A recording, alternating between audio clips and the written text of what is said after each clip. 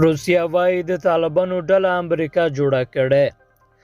د روسیې د ملي امنیت شورا منشي نیکولای پیټروشیف ادعا کړې چې متحده ایالاتو خپل جیوپولیټیکو اهدافو ته د رسیدو په خاطر د طالبانو ډله داعش او د القاعده شبکه جوړه کړې ده.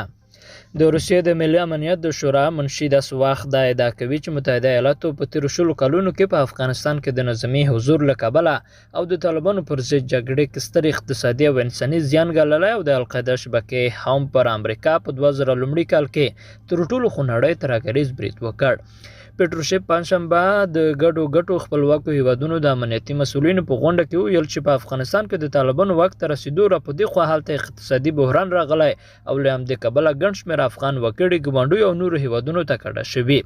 د روسیې د چارواکي په افغانستان کې اوسنی وضعیت ته په اشاره سره خبرداری ورکړ چې ښایي د نړیوالو ترهګریزو سازمانونو غړي چې د هغه په قول اوس په افغانستان کې په ارامۍ ژوند کوي د کډوالو په جمع کې د مرکزي اسیا هیوادونو ته ولاړ شي.